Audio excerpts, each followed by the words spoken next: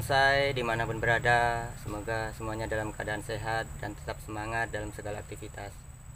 Pada video kali ini, mari kita sama-sama belajar mengenal fungsi dari tatakan akar, sekaligus mengenal bentuk bahan yang sering digunakan sebagai tatakan akar maupun beberapa bahan atau bentuk yang mungkin bisa menjadi alternatif sebagai tatakan akar. Oke, sobat bonsai, tonton videonya hingga selesai.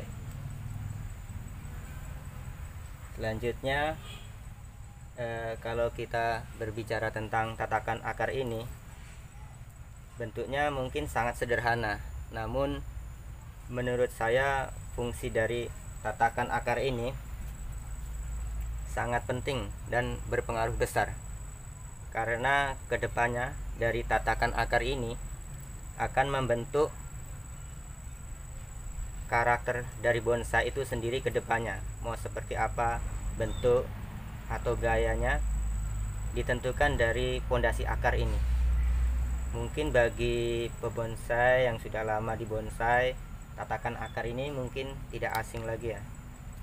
Namun seperti saya yang baru pemula ini, atau bagi yang baru mengenal bonsai, tatakan akar ini mungkin bisa jadi sesuatu yang baru ya, atau mungkin sangat penting saat akan melakukan program kedepannya sebagai bonsai.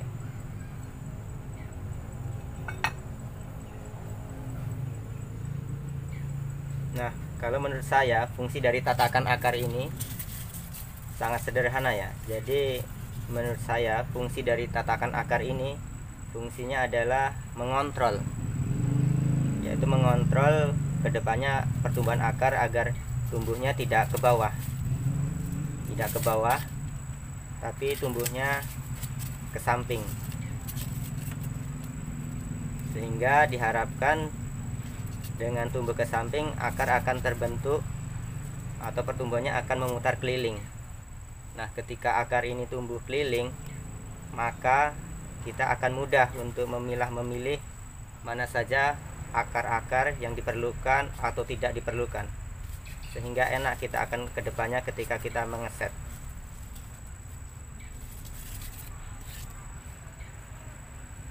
Selanjutnya ada beberapa bahan dari tatakan akar yang mungkin cukup familiar atau sering dipakai oleh pebonsai, maupun ada beberapa alternatif yang mungkin bisa dijadikan pilihan sebagai tatakan akar. Pertama mungkin seperti ini tatakan akar ya.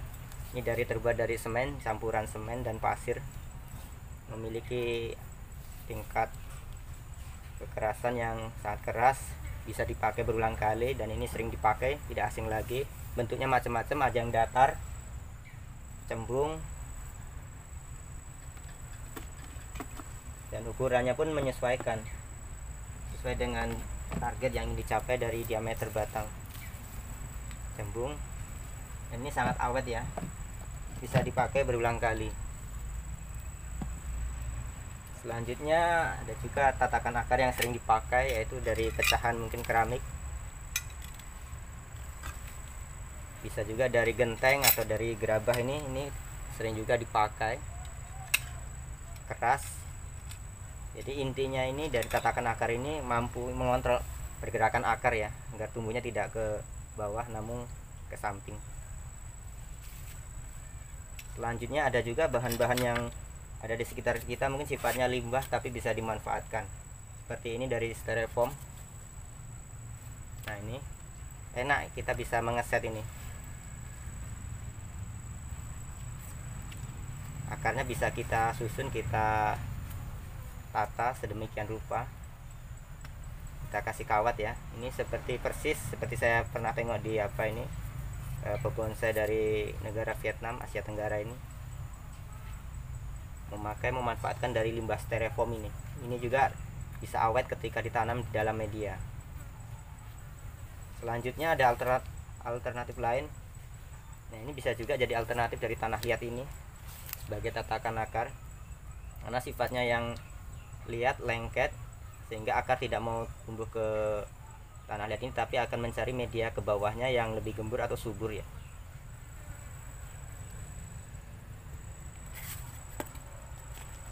Nah, ini bisa juga dari plastik ini atau karpet plastik dari ini apa, talang air ya. Nah, ini sering juga dipakai ini ya, bisa jadi dipakai atau sering, atau mungkin jadi alternatif ya, bisa juga ini sebagai alas tatakan akar. Nah, yang terakhir ini ada juga tatakan akar, menurut saya ini alternatif ya, baru mungkin, tapi saya akhir-akhir ini sering memakai yang ini cukup populer saat ini, dipopulerkan ya, maksudnya oleh saya melihat di akunnya Fajar Frontliner, dan beliau memiliki channel Newbie Bonsai, cukup akrab dengan tatakan semacam ini, dan menurut saya ini sangat enak kita untuk menyetelnya ya, menyetel, mengeset akar, bisa hasilnya sangat rapi sekali. Nah, ini sama seperti ini fungsinya juga. Nah, ini bisa kita set sedemikian rupa. Jadi hasilnya ini yang saya tengok di akunnya Facebook Fajar Frontliner ini, dia sering memanfaatkan dari ini, plastiknya ini terbuat dari berasal dari apa ya, plastik mulsa di pertanian. Namun kita bisa mengakalinya dengan plastik-plastik kresek yang ada di rumah tangga. Ini hasilnya bisa sangat rapi sekali karena kita set, kita atur, kita tata sedemikian rupa. Namun kemarin ada beberapa komen ya di grup, jadi karena akarnya terlalu rapi gitu, jadi terkesan tidak alami gitu. Tapi menurut saya sesuai dengan selera ya, sesuai dengan selera. Ada yang mungkin kalau terlalu rapi dia nggak alami, ada yang hobinya mungkin rapi, tertata, sangat rapi, lurus gitu. Sangat ramai itu di akunnya Fajar Frontliner itu, banjir dikunjungi oleh komen-komen yang positif lah, dapat sambutan, apalagi di channelnya beliau cukup ramai dikunjungi.